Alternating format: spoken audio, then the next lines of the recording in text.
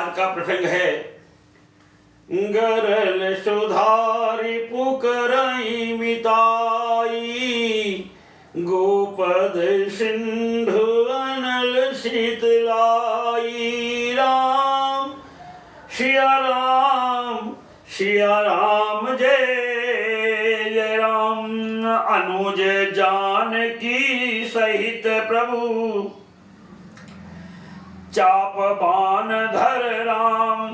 मम ही गगन इंदु इव, बसहु सदा निह काम। हे प्रभु, हे श्री राम जी, छोटे भाई लक्ष्मण जी और सीता जी सहित धनुष बाण धारी आप निष्काम यानी स्थिर होकर मेरे हृदय रूपी आकाश में चंद्रमा की भांति सदा निवास कीजिए। एवमस्तु करि रम निवासा, हरषि चले कुंभज ऋषि पासा। बहुत दिवस गुर दर्शन पाए, भय मोहि एहि आश्रम आए। एवमस्त यानी ऐसा ही हो, ऐसा उच्चारण कर रमा निवास यानी लक्ष्मी पति श्री रामचंद्र जी हर्षित होकर अगस्त ऋषि के पास चले। यानी तब सुतीक्षण जी बोले, गुरु अगस्त जी का दर्शन पाए और इस आश्रम में आए, मुझे बहुत दिन बीत गए।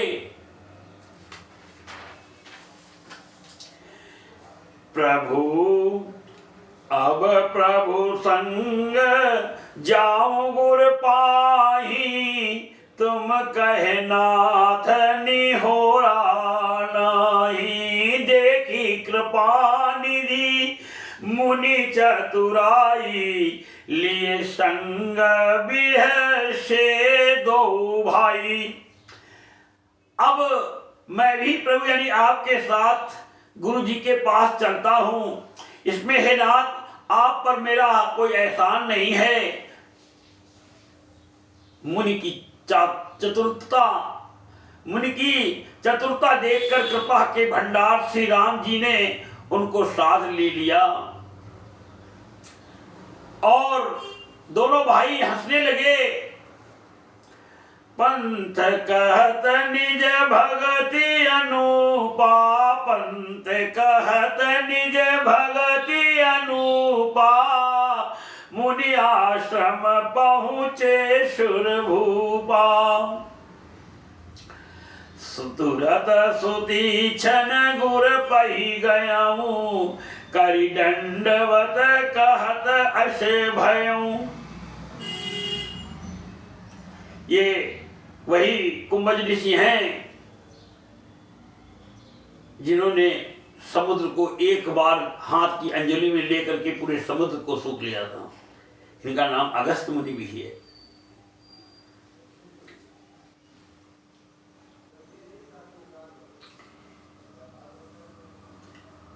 तुरत सुतीक्षण गुर पही गयाऊं। करि दंडवत कहत अस भयऊं। रास्ते में अपनी अनुपम भक्ति का वर्णन करते हुए देवताओं के राज्य राजेश्वर श्री राम जी अगस्त मुनि के आश्रम पर पहुंचे। सुतीक्षण तुरंत ही गुरु अगस्त जी के पास गए और दंडवत करके ऐसा कहने लगे। अगस्त मुनि वो हैं कि इनकी बहुत सी कथाएं प्रचलित हैं। एक बार एक चिड़िया का घोंसला कहीं से बह करके समुद्र में आ गया। चिड़िया बहुत व्याकुल थी क्योंकि उसमें उसके बच्चे थे और वो हिलोरे ले रहा था समुद्र। चिड़िया परेशान थी कि पार नहीं जा सकती थी, पानी में नहीं निकल सकती थी। मुनि अगस्त देवताओं की कृपा से सभी की भाषा को अपने अंदर समझ सकते थे। उनसे चिड़िया का दुख देखा नहीं गया और उसने पूछा क्या दुख है। चिड़िया ने कहा मेरे घोंसले मेरे बच्चे उसी में पड़े हैं और डूब जाएंगे। भगवान ने कहा अरे रुको। भगवान ने यानी अगस्त्य मुनि जी ने यानी हाथ में समुद्र का जल लिया और पूरे समुद्र को सोख लिया और कहा जाओ अपने बच्चे और अपने घोंसले को उठा ले। वो हैं अगस्त्य मुनि।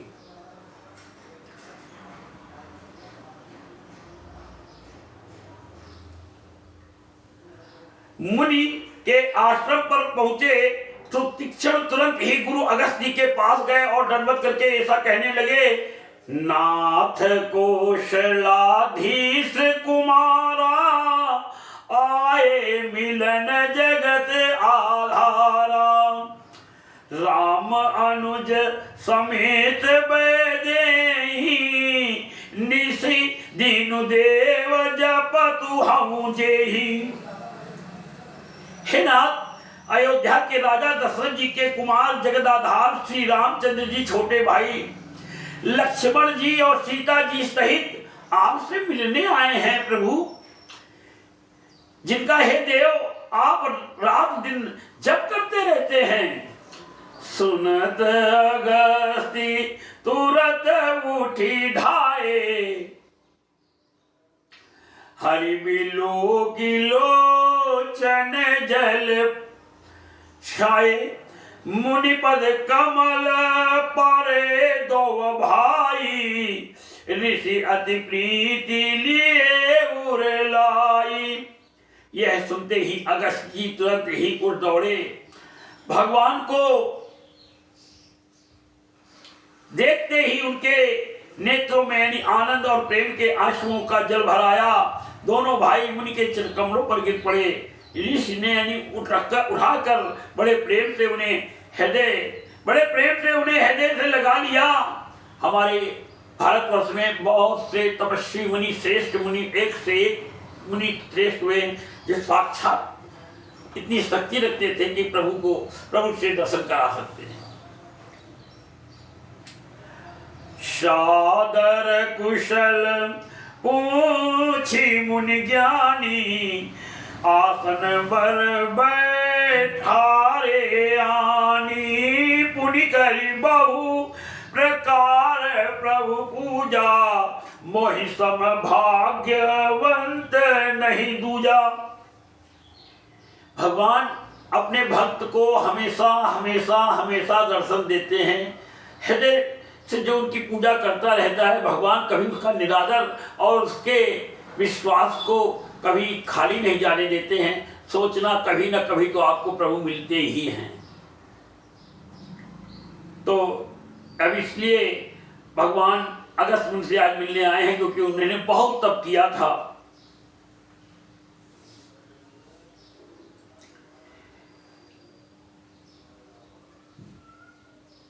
ज्ञानी मुनि ने आदर पूर्वक कुशल पूछकर उनको लाकर श्रेष्ठ आसन पर बैठाया।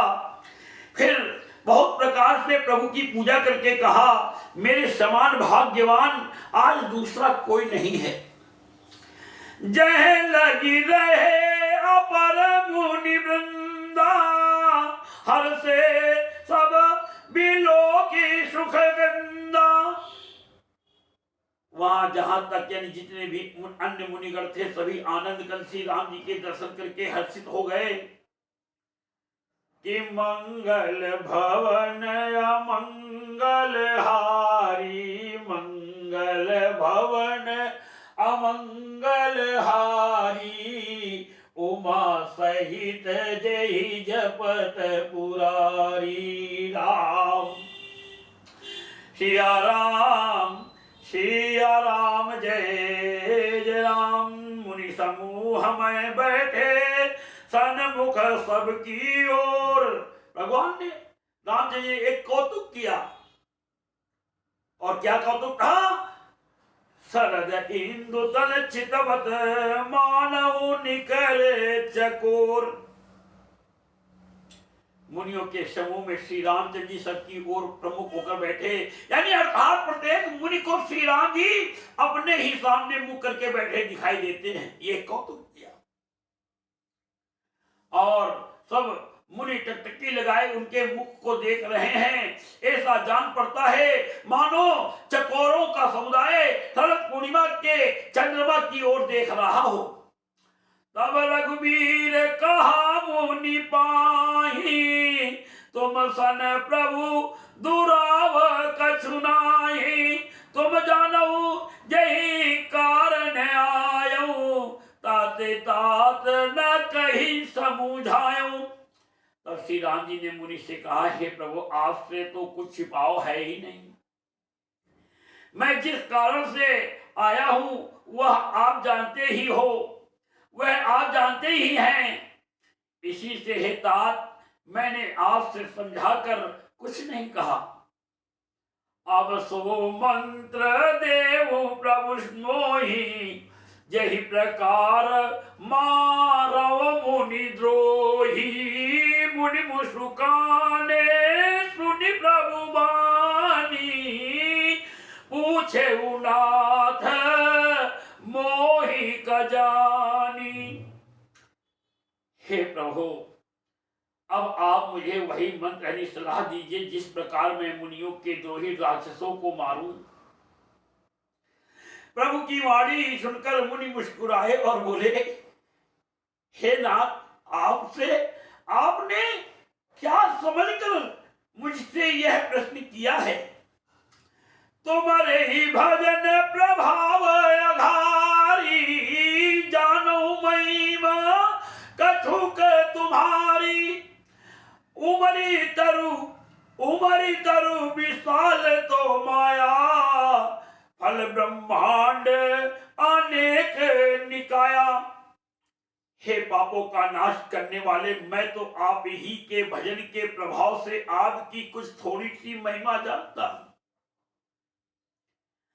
आपकी माया गूलर के विशाल वृक्ष के समान है, यानी अनेकों ब्रह्मांडों के समूह ही जिसके फल हैं। जीव चराचर जंतु समाना, भीतर बसही न जानहि आना। ते फल भक्षक कठिन कराला, तो भय डरत सदा सो काला। मुनि कहने लगे, पूरा विश्व एक गूलर के फल की तरीके है। उसके अंदर जैसे तमाम छोटे छोटे पुष्प रस का अंदर छुपे रहते हैं, पादप छुपे रहते हैं, वैसे ही सब मनुष्य ऐसे ही इस गूलर समान विश्व में घूम रहे हैं। प्रभु चर और अचर जीव यानी गूलर के फल के भीतर रहने वाले छोटे छोटे जंतुओं के समान उन यानी ब्रह्मांड रूपी फलों के भीतर बसते हैं, और वे यानी अपने उस छोटे से जगत के सिवा दूसरा कुछ भी नहीं जानते, दूसरा कुछ नहीं जानते हैं। उन फलों का भक्षण करने वाला कठिन और कराल काल है, वह काल भी सदा आपसे भयभीत रहता है। ते तुम सकल लोक पति साई, ऊंचे मोहि मनुज की नाई। यह वर मांगऊ कृपा निकेता, बसऊ हृदय श्री अनुज समेता। उन्हीं आपने समस्त लोकपालों के स्वामी होकर भी मुझसे मनुष्य की तरह प्रश्न किया है। कृपा के धाम, मैं तो यह वर मांगता हूं कि आप श्री सीता जी और छोटे भाई लक्ष्मण जी सहित मेरे हृदय में सदा निवास कीजिए। अविरल भगति विरति सत्संगा, चरण सरोरु प्रीति अभंगा। यद्यपि ब्रह्म अखंड अनंता, अनुभव गम्य भजहि जहि संता।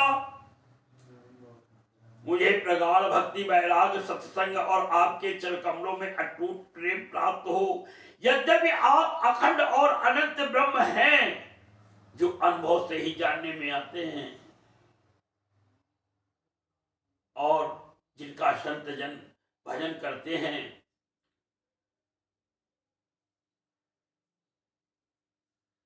धन्य धन्य तुम धन्य अनूपा,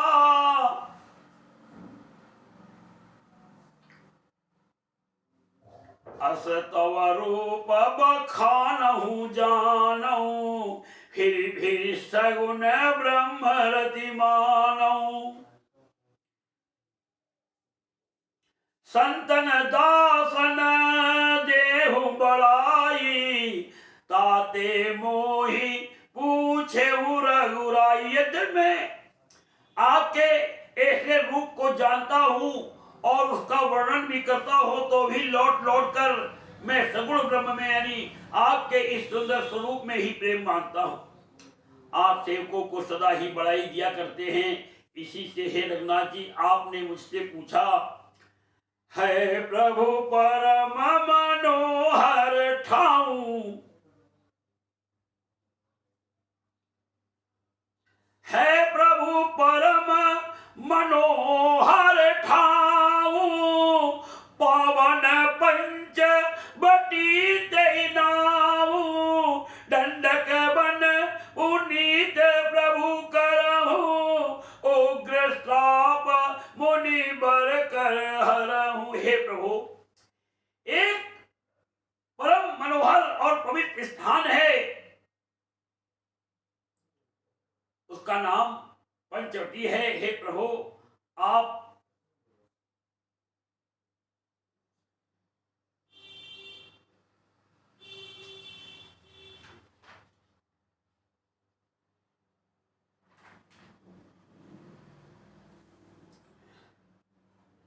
पंचवटी है। हे प्रभु, आप दंडक वन को यानी जहां पंचवटी है पवित्र कीजिए और श्रेष्ठ मुनि गौतम जी के कठोर शाप को हर लीजिए। बास करहु तह रघुकुल राया, कीजे सकल मुनि पर दाया। चले राम मुनि आय सुपाही, तुरत ही पंच बटिया नियरा। हे रघुकुल के स्वामी, आप सब मुनियों पर दया करके वहीं निवास कीजिए। मुनि की आज्ञा पाकर श्री रामचंद्र जी वहां से चल दिए और शीघ्र ही पंचवटी के निकट पहुंच गए। कि दीन दयाल बिरद संभारी, राम सिया राम सिया राम,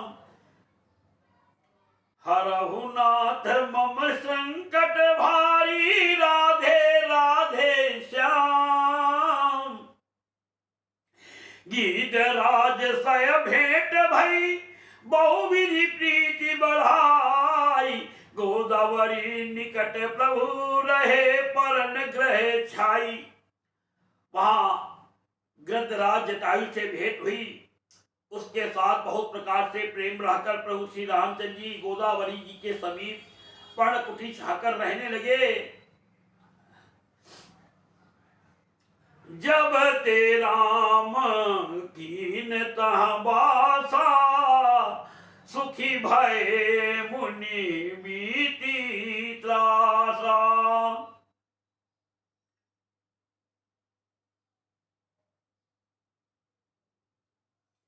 गिरवन नदी ताल छवि छाए, दिन दिन प्रति अति होहि सुहाए।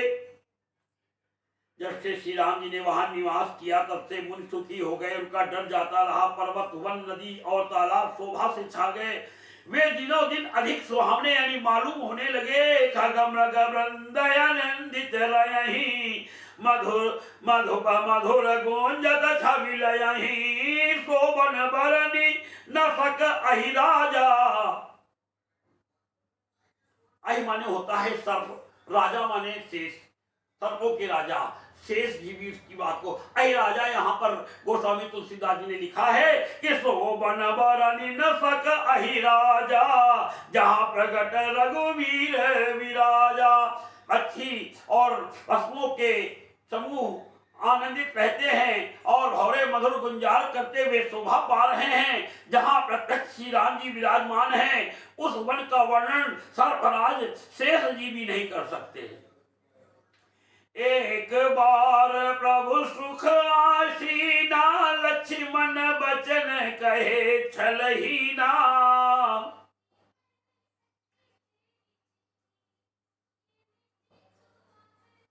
सुर नर मुनि सचराचर साई, मैं पूछूं निज प्रभु की नाई।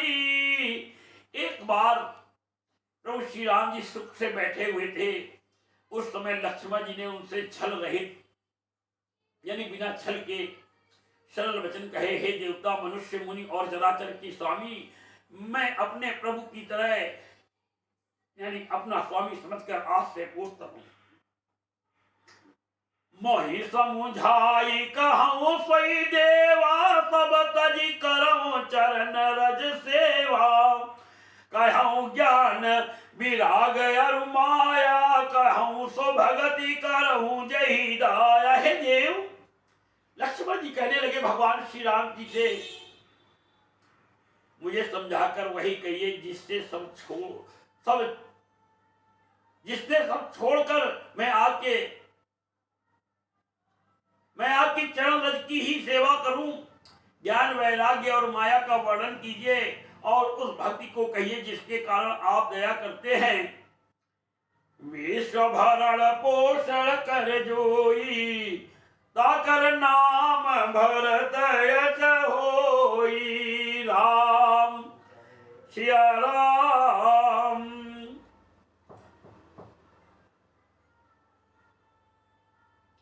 ईश्वर जीव भेद प्रभु सकल कहूं समझाई, जाते होई चरण रति शोक मोह भ्रम जाई।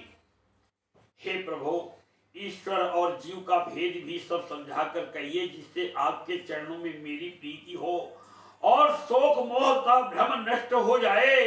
थोड़े ही मैं सब कहूं बुझाई, सुनहु तात मति मन चित लाई। मैं अरु मोर तोर तय माया। भगवान राम कहने लगे लक्ष्मण से, सुनो, मैं अरु मोर तोर तय माया, यही बस कीन्हे जीव निकाया। श्री राम जी ने कहा, हे तात, मैं थोड़े में ही सब समझाकर कह देता हूं, तुम मन चित्त और बुद्धि लगाकर सुनो। मैं और मेरा, तू और तेरा, यही माया है जिसने समस्त जीवों को वश में कर रखा है। गो गोचर जह लगी मन जाई, सो सब माया जाने भाई। तही कर भेद सुनहु तुम सो, विद्या अपर अविद्या दो। इंद्रियों के विषयों को और जहां तक मन जाता है भाई, उस सबको माया जानना। उसके भी एक विद्या और दूसरी अविद्या, एक ज्ञान और दूसरा अज्ञान। इन दोनों भेदों को तुम सुनो। एक दुष्ट अतिशय दुख रूपा, जा बस जीव पराभव कूपा। एक रचहि जग गुण बस जाके, प्रभु प्रेरित नहीं निज बलता के। एक अविद्या यानी दुष्ट, दोष युक्त है और अत्यंत दुख रूप है, जिसके वश होकर जीव संसार रूपी कुएं में पड़ा हुआ है। और एक यानी विद्या जिसके वश में गुण है और जो जगत की रचना करती है, वह प्रभु से ही प्रेरित होती है, उसके अपना बल कुछ भी नहीं है। ज्ञान मान जय एक नाही, देख ब्रह्म समान सब माई। कहीं तात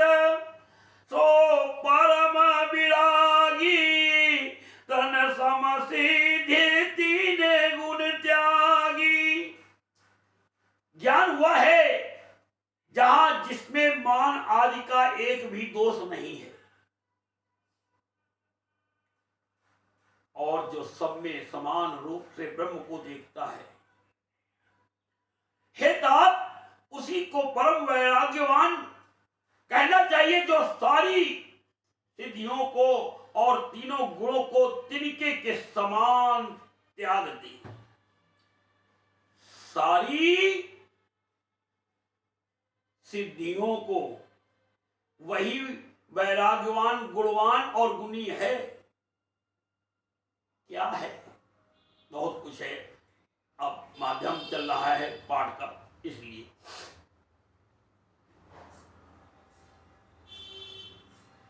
यानी अर्थ का विश्लेषण से सहित बता रहा हूं, सुनिए।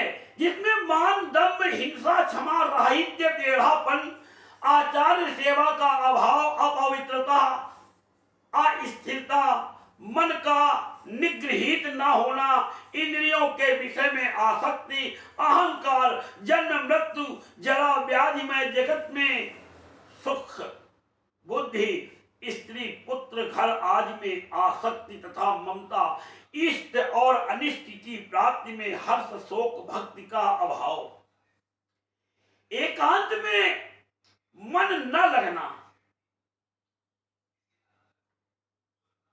विषय मनुष्यों के संग में प्रेम, ये 18 ना हो। जितने बोले हैं ये 18 ना हो, और नित्य आध्यात्म यानी आत्मा में स्थित तथा तत्व ज्ञान के अर्थ यानी तत्व ज्ञान के द्वारा जानने योग परमात्मा का नित्य दर्शन हो, वही ज्ञान कहलाता है। देखिए गीता में अध्याय 13 से 7 से 16 11 तक, यानी देखिए इस जो बात को बोला है, अध्याय 13 7 से 11 तक, अध्याय 13 में 7 से 11 तक देखिए।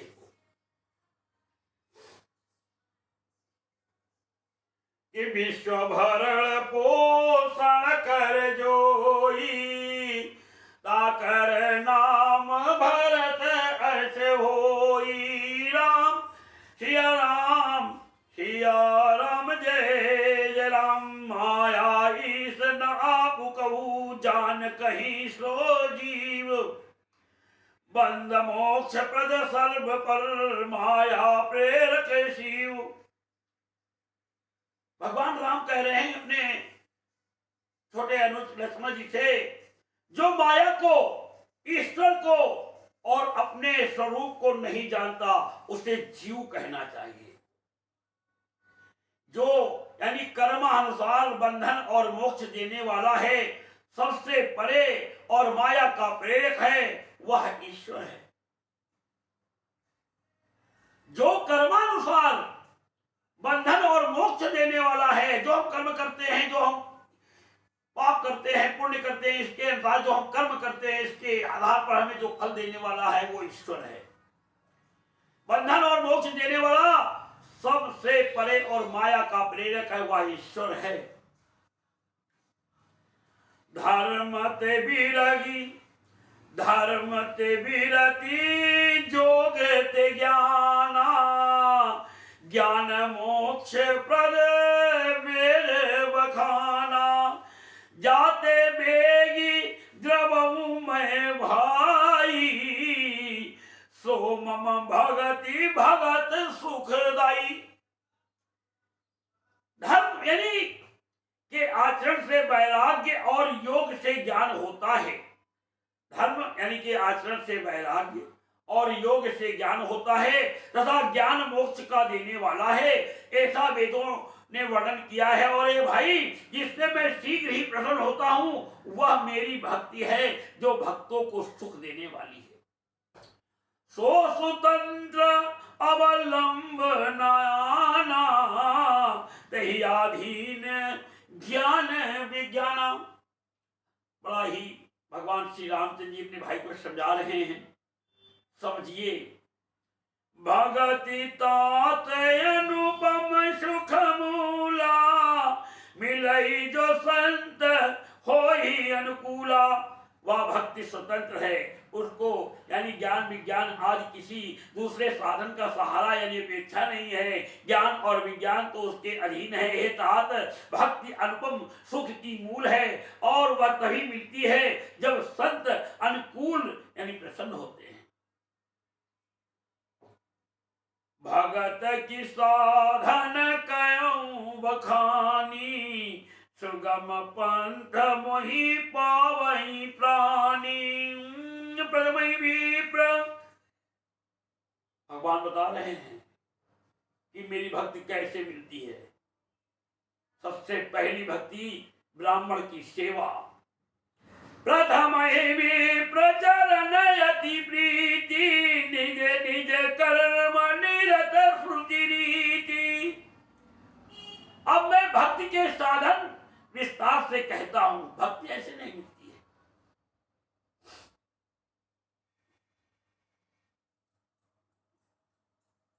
क्योंकि विप्रधेनु सुर संत हित लीन मनुज अवतार राम जी ब्राह्मण पर बहुत दया करते हैं। विप्र धेनु सुर संत हित इनकी भलाई होती है।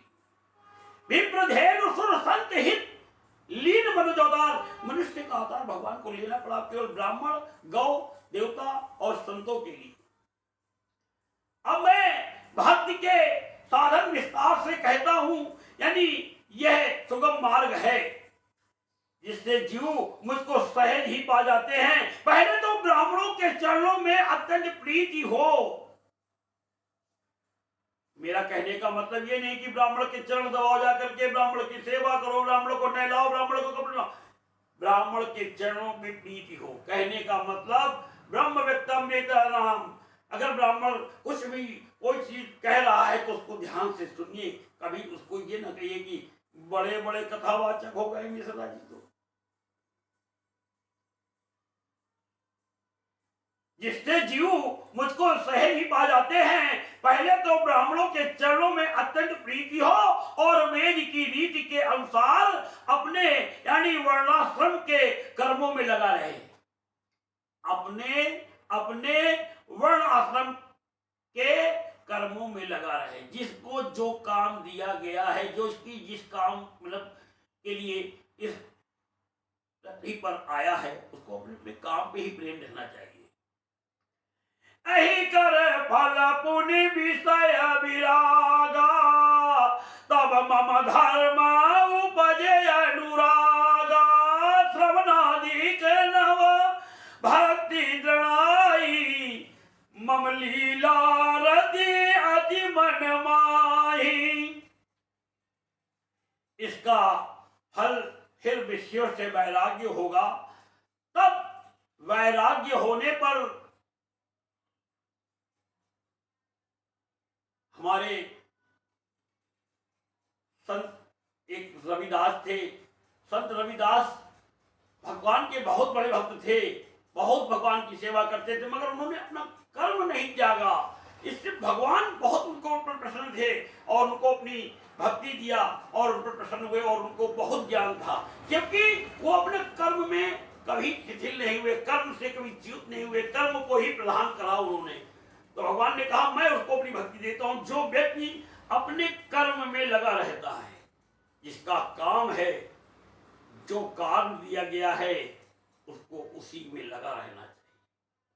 हमारे संत रविदास जी कोई छोटे मोटे संत नहीं थे। इसका फल फिर विषयों से वैराग होगा।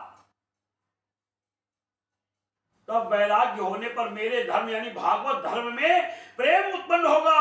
तब श्रवण आदि 9 प्रकार की भक्तियां दृढ़ होंगी और मन में मेरी लीलाओं के प्रति अत्यंत प्रेम होगा। संत चरण पंकज अति प्रेमा, मन क्रम बचन भगत दृढ़ नेमा। राम सिया राम गुरु पितु मातु बंधु पति देवा, सब मोहि कहे जाने दृढ़ सेवा। जिनका संतों के चरण कमलों में अत्यंत प्रेम हो, मन वचन और कर्म से भजन का दृढ़ नियम हो, और जो मुझको ही गुरु पिता माता भाई पति और देवता सब कुछ जाने और सेवा में दृढ़ हो। और आगे कह रहे हैं कि मेरे गुण गाते गाते जिसकी आंखों से आंसू बहने लगे, शिथिल हो जाए, अपने शरीर की देह भूल जाए। कह रहे हैं प्रभु मम गुण गावत पुलक शरीरा मन मम गुण गावत पुलक शरीरा गद गद गिरा नयन बहनीरा काम आदि मद दंभ न जाके तात निरंतर बस महता के।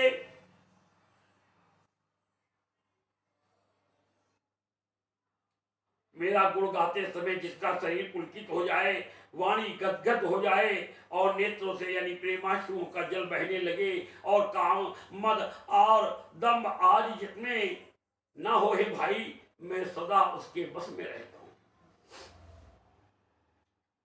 घरों में लोग बाग नवरात का व्रत रहते हैं और नवरात की कलश स्थापना करते हैं, पूजन करते हैं और उसमें जवारे वगैरह बोते हैं। जवारे बोने के बाद उसमें कलश स्थापना में आम की टहनी का पत्र लगाते हैं। घरों में बंदरवार भी आम के पत्ते का लगा देते हैं। आम के पत्ते लगाने का महत्व क्या है, शायद कुछ लोग जानते हों, कुछ लोग ना जानते हों, मगर मैं माध्यम से यूट्यूब के चैनल से बता देना चाहता हूँ। एक बार भगवान भोलेनाथ जी को जगाने के लिए कामदेव गया।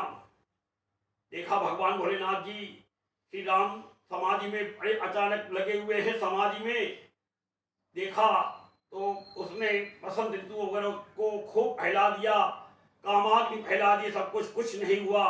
भगवान भोलेनाथ की अचल समाधि न टूटी। तब कामदेव आम के वृक्ष में छिप करके बैठ गया।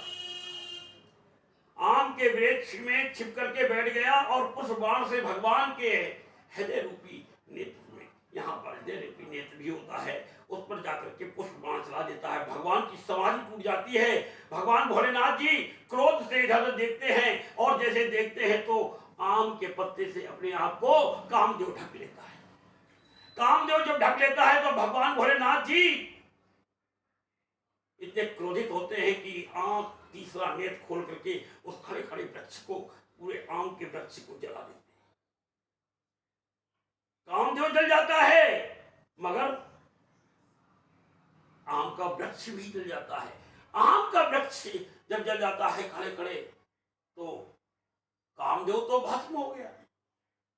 आम का वृक्ष हाथ जोड़ करके प्रभु के पास खड़ा हो जाता है। आप कहता है प्रभु मेरा क्या दोष था, मेरे पास तो सभी लोग आते हैं, कोई छाया लेता है, कोई कुछ लेता है, सबको मैं मीठे फल देता हूँ, छाया देता हूँ और सबको सब्जी बजाता। कहा तुम अपराधी को एक छुपाया था।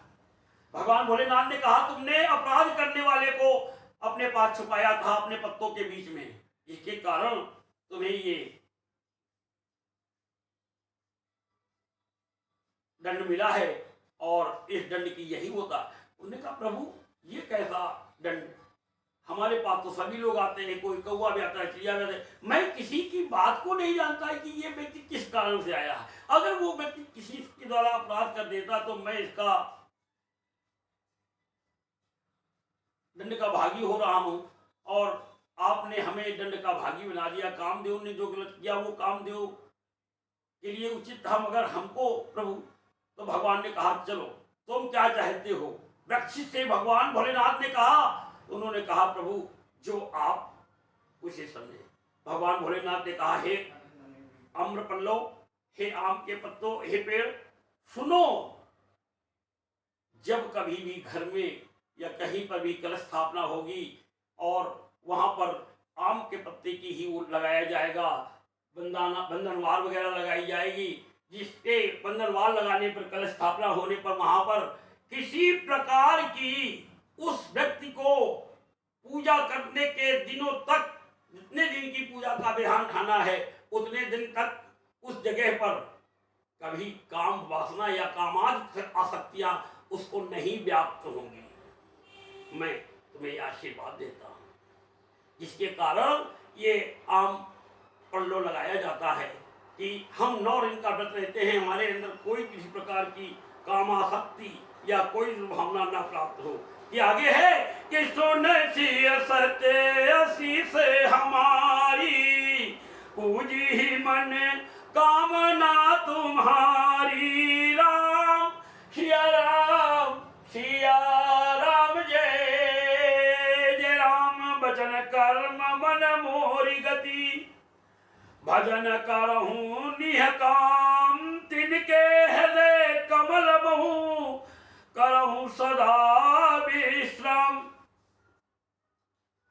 कृष्ण सिय सत्य शीस हमारी पूजी मन कामना तुम्हारी। राम सिया राम जय जय राम। जिनको कर्म वचन और मन से मेरी ही गति है और जो निष्काम भाव से मेरा भजन करते हैं, उनके हृदय कमल में मैं सदा विश्राम किया करता हूं। बोलो भगवान श्री रामचंद्र की जय। लखन लाल की जय। सीता माता जी मैया की जय। बजरंगबली बाबा भोलेनाथ की जय। मैया पार्वती जी की जय। गणेश भगवान कार्तिकेय स्वामी की जय।